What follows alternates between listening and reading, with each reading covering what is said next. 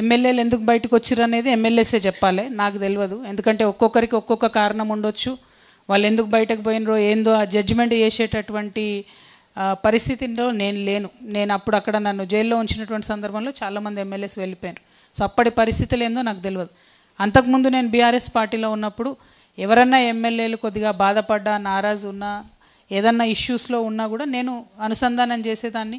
వాళ్ళను అట్లా కాదన్నా ఇట్లా అని సంజాయిస్తుంటే పార్టీలో మనం ఉండాలి, బలంగా పార్టీ కోసం పనిచేయాలని చెప్పి అనేక మంది ఎమ్మెల్యేతోని సత్సంబంధాలు పెట్టుకొని వారిని పార్టీలో ఉండే విధంగా నేను చేసిన. కానీ ఆ తర్వాత మొన్న 10 మంది ఎమ్మెల్యేలు వెళ్ళిపోయినరు. ఎందుకు వెళ్ళిపోయినరు అన్నటువంటి విషయం అయితే నాకు తెలియదు.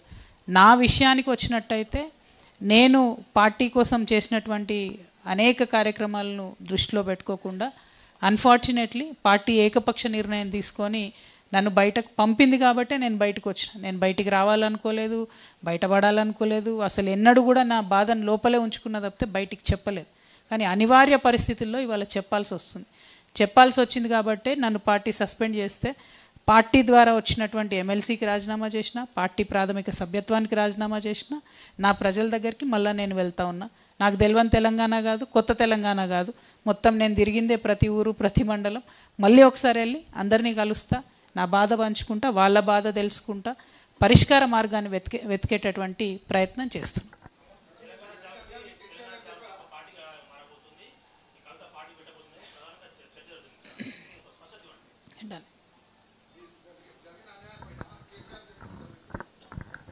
ఓకే, ఇంకా ఎవరైనా ఏమైనా అడుగుతారు? అంతేనా? కూర్చో. जहाँ जहाँ बात करना था, जिन जिन फोरम में पार्टी में डिस्कशन कर रहा था, हर जगह पे हमने डिस्कशन किया है. और लगातार डिस्कशंस के बावजूद चंद लोगों का पार्टी में अनफॉर्चुनेट तरीक़े से अपर हैंड होते रहा. और ये अपर हैंड होने में कोई प्रॉब्लम नहीं है, लेकिन पार्टी को जो नुकसान देने वाले लोग हैं उनका अपर हैंड होना सारे पार्टी के लिए नुकसान है. तो सिर्फ मैं अपनी बात नहीं कर रही हूँ, मैं हमेशा पूरे पार्टी का ही बात करती थी, आज भी पूरा पार्टी का ही बात करूँगी. कोई भी ऑर्गेनाइजेशन, जागृति हो या बीआरएस हो, जो कांग्रेस हो, अगर वो ऑर्गेनाइजेशन के अंदर आप हो, जिम्मेदारी आप कुछ लेते हो तो पूरे शिद्दत के साथ काम करना चाहिए. लेकिन धोखेबाज लोगों का आज अपर हैंड हुआ है. धोखेबाज लोगों ने केसीआर साहब के इर्द गिर्द जमा होके पूरे पार्टी को नुकसान आज पहुंचाया. तो वही मेरी प्रॉब्लम है, उनके वजह से ही आज पार्टी से मैं बेदखल हुई हूँ. Thank you.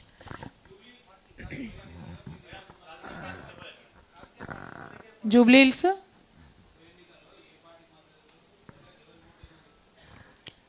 హిల్స్ ఉప ఎన్నికతో మేము పెద్దగా మాకు ఇంట్రెస్ట్ లేదండి. అది చిన్న ఎన్నిక, అన్ఫార్చునేట్లీ ఒక ఎమ్మెల్యే గారు చనిపోవడంతో వచ్చిన ఎన్నిక. మేమైతే ఏం స్టాండ్ తీసుకోదలుచుకోలేదు, మాకు సంబంధం లేదు.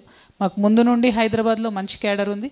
జూబ్లీ హిల్స్లో ఉన్న క్యాడర్ వాళ్ళ ఇష్టం, వాళ్ళ ఇష్టానుసారంగా అక్కడ వేసుకుంటారు. తెలంగాణ జాగృతి అఫీషియల్గా ఏ స్టాండ్ తీసుకోదు, మాకు సంబంధం లేని ఎన్నిక అది. Thank you. జై తెలంగాణ.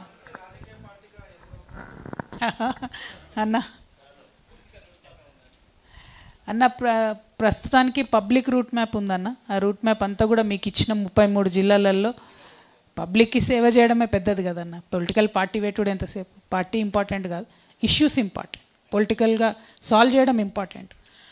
ఇవాళ పొద్దున కూడా నేను నిజామాబాద్ రూరల్ పోయి వచ్చిన, మళ్ళీ ఒకసారి మీకు అది చెప్తాను నేను, చాలా ఇంపార్టెంట్. మొత్తం చేతికొచ్చినటువంటి మక్క పంటకు దగ్గరకు వచ్చి ఫారెస్ట్ ఆఫీసర్సు విషం పిచికారీ చేసి మొత్తం చంపేసారు మక్క పంటను. 3 ఎకరాలల్లా గిరిజన రైతులు వేసుకుంటే అదే విషం డబ్బా గుంజుకొని ఆ గిరిజన రైతు ఆత్మహత్య చేసే ప్రయత్నం చేసిండు. అంటే ఇంత దారుణం ఉండకూడదు కదా. ఇదే రేవంత్ రెడ్డి గారు ముఖ్యమంత్రి గారు అదే మంచిప్ప ప్రాజెక్ట్ దగ్గరికి పోయి మీ అందరికీ పట్టాలు ఇస్తామని చెప్పిండు. 2 ఏళ్ళు అయిపోయింది, ఇంతవరకు అయితే పట్టాలు ఇవ్వలేదు.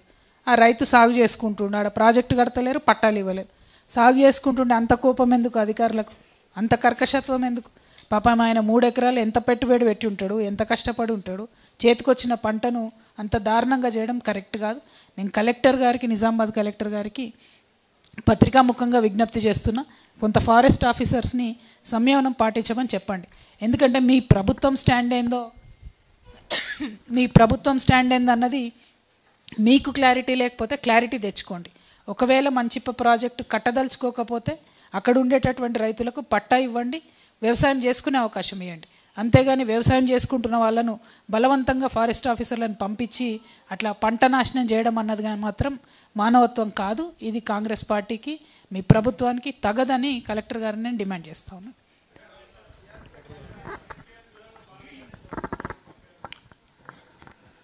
Question వినపడలే brother.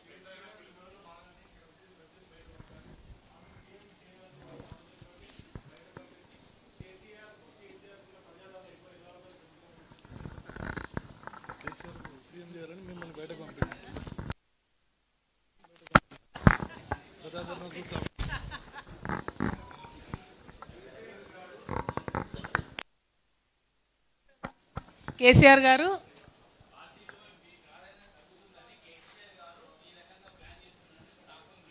అచ్చా కేసీఆర్ గారే నన్ను బయటకు పంపించి ఇంకో పార్టీ పెట్టా వచ్చాచ్చు.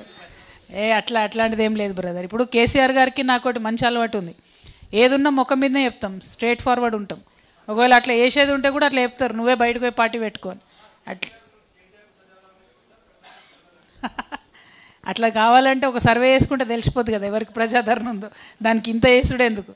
ఇది ఈ ఈ జరిగినటువంటి సంఘటనలు అన్నీ కూడా చాలా అన్ఫార్చునేట్ జరిగినాయి. పోరాటాల పార్టీకి ఇట్లాంటి పరిస్థితి రాకూడదు, వచ్చింది. కాబట్టి ఏం చేయాలి ఏంది అనేటటువంటిది ఫ్యూచర్లో ప్రజలే నిర్ణయిస్తారు. కాకపోతే నన్ను పార్టీలకి వెళ్ళి బహిష్కరించింది కేసీఆర్ గారే, సస్పెండ్ చేసింది. ఆ రోజు లెటర్లో అయితే అది వారి ఆదేశాల మీదగానే ఉన్నది, సంతకం వేరే వాళ్ళది ఉన్నది, కానీ నిర్ణయం సార్దనే చెప్తా ఉన్నారు. సార్కున్న మంచి అలవాటు ఏంటంటే, ఒకవేళ ఇట్లాంటి పెద్ద స్కీమ్ మీరు చెప్పినట్టు నన్ను బయటకు పంపించి ఇంకో పార్టీ పెట్టించి నన్ను సీఎం చేసి ఇట్లాంటివి ఉంటే అది కూడా పత్రికాముఖంగా చెప్తారు. కాబట్టి అంత సీన్ లేదు, స్ట్రేట్ ఫైట్, ఇది स्ट्रेट फाइट।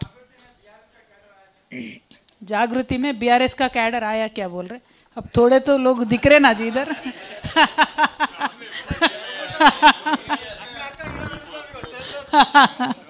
థ్యాంక్ యూ అన్న. ఏం సంగతి చెప్పండి. ఆగండి ఆగండి ఆగండి ఆగండి అన్న, చెప్పండి.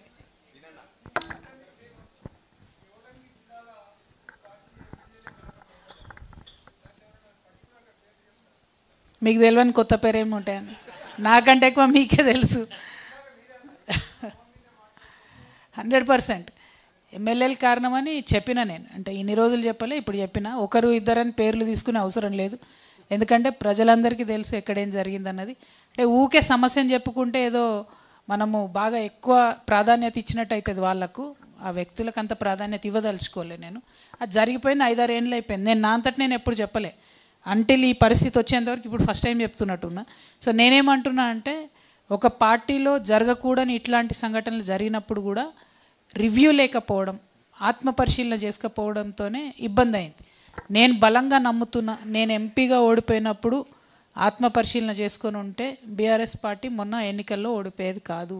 ఎవరి పనితీరు ఏంటిది, ఏ ఎమ్మెల్యే ఏం చేస్తున్నాడు, ఏ ఎమ్మెల్యే అవినీతి ఏంటిది, ఎవరిని ఎట్లా ఇబ్బంది పెడుతున్నారు అనేటటువంటి విషయాలు పరిశీలన చేసుకొని ఉంటే మొన్న బీఆర్ఎస్ పార్టీకి ఎదురు లేకుండా ఉండేది. అది జరగలేదనేదే నా బాధ. రిపీటెడ్గా చెప్పిన నేను, అది జరగాలే.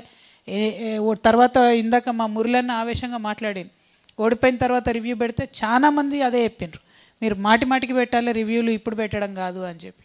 అన్న ఏం సార్?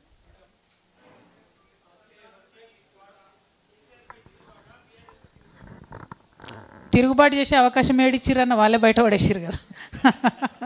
తిరుగుబాటు లేదు, నేను నా బాట ఎత్తుక్కుంటున్నా, అందుకే జనం బాట పట్టిన. తిరుగుబాటు అనేది ఏం లేదు.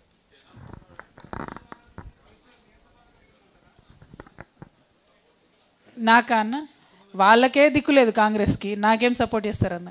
జనం ఇప్పుడు కాంగ్రెస్ పార్టీ ఎమ్మెల్యేలు పోతే కొట్టేటట్టున్నారు. ఆ యూరియాల లైన్లు, పోయినటువంటి పంటలు, పెట్టనటువంటి కాంటాలు, అది చాలా దారుణంగా ఉంది కాంగ్రెస్ పార్టీ పరిస్థితి. గ్రౌండ్లో చాలా ప్రజాదరణ కోల్పోయింది. అనుకోకుండా అధికారంలోకి వచ్చిర్రు, దాన్ని నిలుపుకోలేకపోయారు. ఆ మునిగిపోయే పడవతో కాంగ్రెస్తో నాకేం పని ఉంటుందన్న, వాళ్ళతో మాకు అవసరమే లేదు. నా వెనక ఇంతమంది ఉన్నారు, నాకు వాళ్ళతో పనే లేదు. Thank you. బోలి అన్న, మైక్ ఎవరో నియపోయారు అటు, ఏం అర్థమవుతలేదు. ఆగే కుछ पूछ रहे, 1 मिनट 1 मिनट.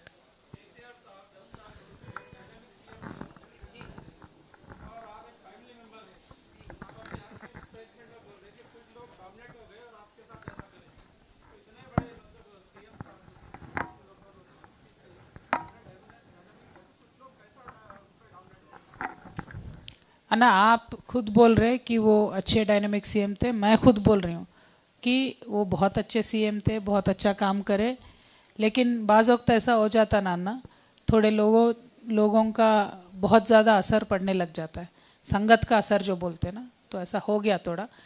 मेरा बात यही है ना, जो भी हुआ उसके बारे में ज़्यादा सोचना नहीं है। केसीआर साहब को मुझे कुछ बोलना नहीं है, बीआरएस पार्टी को क्रिटिसाइज़ नहीं करना है, लेकिन जब इश्यू आएगा तो ज़रूर बोलेंगे। जैसा कल मैंने बोला था कि जो लोग जान गंवाए तेलंगाना के लिए, उन सारे परिवारों को हम हेल्प नहीं कर पाए, तो ऐसे इश्यू बेस्ड बराबर बोलूँगी, बेवजह नहीं बोलूँगी। Thank you. लोकल बॉडीज में लोकल बॉडी जब आता तब देखेंगे ना, अभी तो नहीं लग रहा नियर फ्यूचर में। Thank you. जय तेलंगाना।